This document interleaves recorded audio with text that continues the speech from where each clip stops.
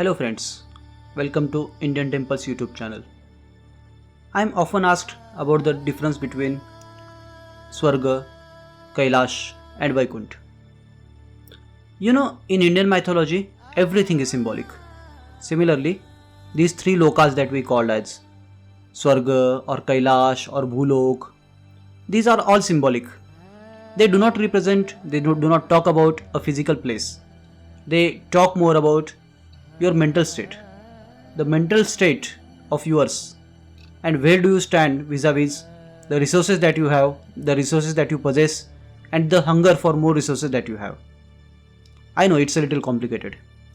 Let me explain that concept through a graph. Friends, here I have drawn a graph. On x-axis of this graph, I will be writing resources.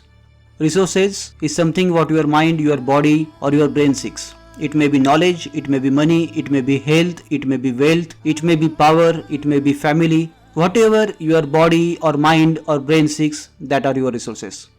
On y-axis, I am writing hunger. Hunger is the force that drives you to gain more resources.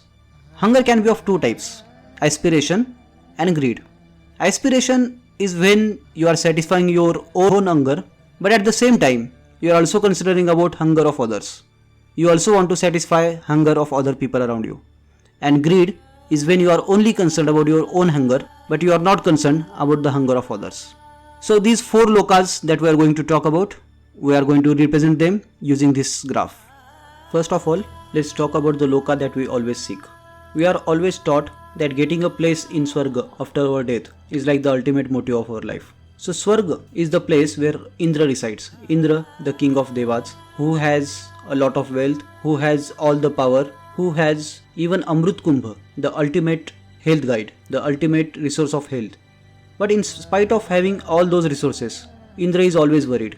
He is worried for his position, he is worried for his chair, he is always worried that someone will come and take away his chair, take away his position. So he is always vigilant about what others are doing. Vaikuntha, the place where Vishnu resides along with his consort Lakshmi. Lakshmi, who is the goddess of all the resources, the goddess of wealth, the goddess of health, the goddess of anything that you want to possess. So it's like Vaikuntha has all the resources that one will require. But even after that, Vishnu is always calm, Vishnu is always sleeping on his serpent, that is Sheshnag. Even the time stands still when you are in Vaikuntha. That's what is called about Vaikuntha. So Vaikuntha is a place where there are all the resources, but there is no hunger. No one is hungry for more resources. Everyone is satisfied with whatever resources they have. Kailash is a barren land covered with ice. There are no vegetables, there are no trees, there are no animals on the Kailash. So practically there are no resources there. But even after that, there is no hunger. No one is hungry for anything more. Everyone is satisfied with nothing. If you take a close look at Shiva's family photograph, you will notice a few things. Shiva resides on Kailash with his Nandi. Parvati is there with her lion. Ganesha is there with a mouse. Kartikeya is there with a peacock. And there is a snake around the neck of Shiva. The ox, that is Nandi, is not afraid of the tiger with Parvati. The mouse with Ganesha is not afraid of the snake around Shiva's neck. And the snake is not afraid of Kartikeya's peacock. It is like no one is hungry for anything there. So no one has to fear anything. Everyone is satisfied even if they don't have anything. That's Kailash. And then there comes a place. A place which is always short of resources. There is always shortage of all kind of resources. But there is a lot of hunger. Everyone is hungry for something more. Everyone wants something more than they already possess. Everyone wants something more than the other people possess. There is always competition for resources, there are always wars for resources. No one is satisfied with what they have. That's Bhuloka. That's the place where we all reside. So now you know what all these lokas are and how our mind can be either in Swarga or Vaikuntha or Kailash or Bhulok, depending upon what resources we have and how much hungry we are for more resources. So does that mean we can only be in one loka at a time? Does that mean our mind cannot switch between different lokas? I don't think so.